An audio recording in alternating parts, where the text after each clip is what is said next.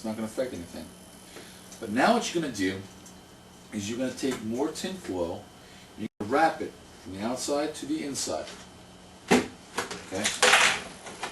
You're going to wrap it like so. Okay? Like so. From here to here. And you're pretty much putting this just a tin foil gap between your wall you're about to build and the one you already built. Can you turn it sideways? Like this. Now, the Vaseline, the release agent, what I do is I'll go along this entire edge with a brush and Vaseline and tuck it all in there, fill all that in so your resin, when you're doing your next side, will not leak down into this mold. Okay? You want to prevent any leakage down inside between the rubber and the previous mother mold. So, pack it with Vaseline. Got it? Get it? Got it? Good. Alright? So now that that's done, you'll take this shell off of your base and you'll lay it down just like I have it laid down right here. And you'll work on it from this side. Now keep in mind, you're going to have something in there, so it's going to be like this. Okay? It's going to be like that. Alright? Now what you do is you get your tin foil down, same thing. Brush, some resin, fiberglass on, dab on, dab on, dab on. Okay? Dab, do not brush onto the fiberglass. You can brush on your initial coat, you stick the fiberglass on so it sticks. But then you're going to dab on the rest of the resin on the fiberglass. Okay? You're going to repeat the same thing you did for your other wall. So now you create your two walls. Everything is now together with nothing but tin foil dividing the two. The tin foil and Vaseline are your release agents to get the two shells apart. But you still end up with a little bit of resin that creeps down in between the rubber and wants to bond those two sides together. That's what you're trying to prevent, but it still happens. Okay. So now you have a solid mesh. That's what you got. You have your wall, and your object in between. Okay. Drill your holes for your bolts while it's still assembled from the beginning. It's fresh. It's the best fit you're ever going to get right there when you first make it.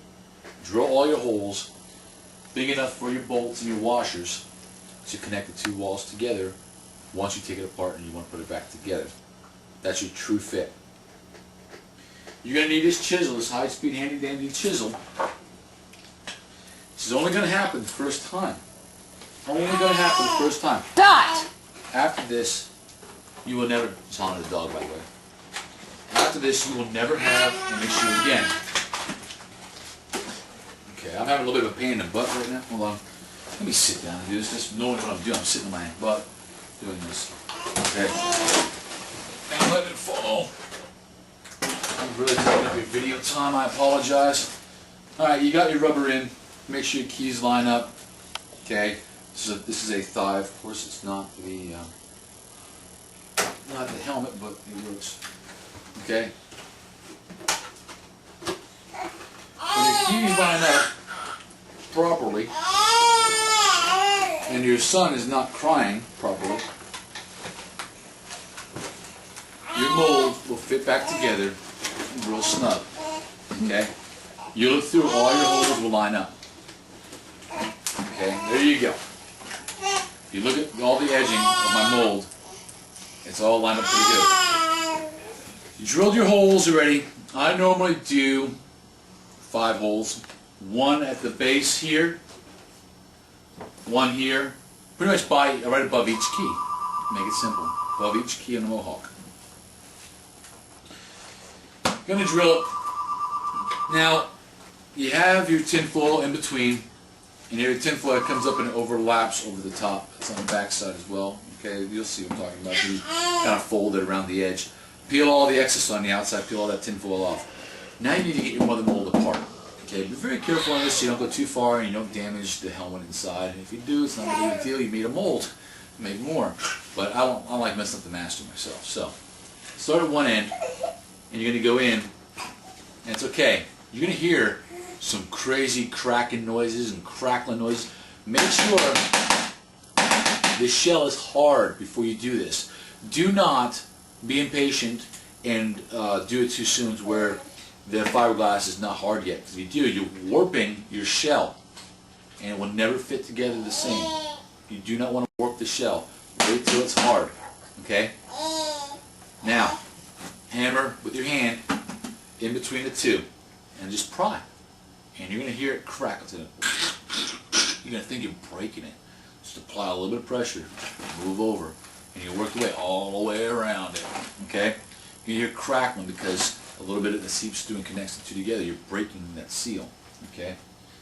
Once it pops off, you'll know it. It comes right off. And look at this. It will always be this way from now on. That simple to take off from now on. Okay? Love molds. I keep the tin foil on anyway. I don't bother scraping it all off because it's pretty much stuck to that resin now. That tin foil is anyway. And then there you go. Now it's broken apart. Now you just take it and you pop the other side off. And now you just take this and you peel it off your master. Then you put it back together. Put your bolts back through.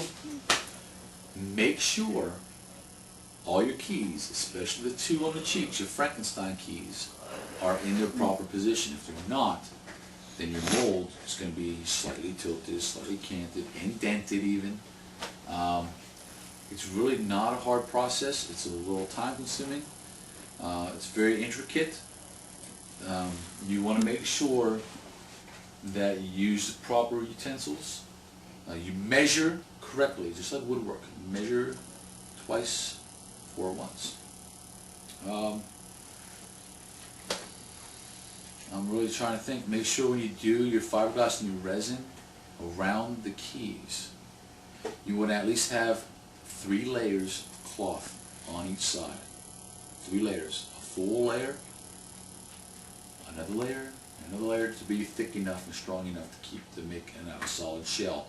When you get around the keys, dab that brush real good around the keys to get that solid shape, that solid tight round shape for your keys to fit in. When you're done, you should be able to see, in some of mine here, you can see the imprint of the writing that's on the bottom of the rubber from the cup. Can you see that? No. No? Yeah. Yeah? There's writing on the rubber from the bottom of the cup. And if you do your keys just right, you can actually pick up that detail because it's so compact. Am I missing anything? You said you weren't doing dragon skin keys anymore. Right. I still will. I prefer the rebound keys. You can use rebound on dragon skin. I prefer the rebound keys because it's stiffer on your keys. But there is a step that I did forget, and I apologize. The trimming phase. Get a good pair of scissors. You're going to have a bunch of excess rubber, excess fiberglass hanging off. When you finish your first side, trim it to the shape that you want it before you put the tin foil back onto it. So that when you do your second shell, it's close to that shape already. When you do your second shell on top, you're going to just go around your first edge and just trim up the edges to match. And then I like to go through the Dremel afterwards. You got raw prickly proclies, I'm going to stab your fingers and make you bleed type things on these molds. So I'll go through and I'll Dremel off all of those. Make sure you have your eyewear, make sure you have your respirators, make sure you have your arms and hands covered because it is fiberglass. It is not good for you.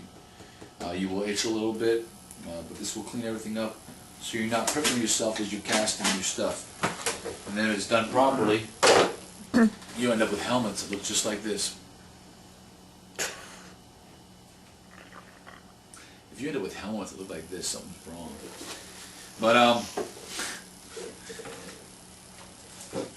well, Team Win, I look forward to seeing your projects. You'll have some great projects coming out. You're really going crazy on knocking this stuff out. You'll be the first team to have the as much as complete as possible. If you need any assistance, let Soaring Hammer know, let myself know. Gladly help you out.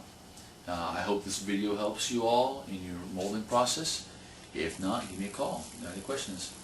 Alright everybody, from 405th.com and soaringhammer.com. Remember, if we can do it, so can you.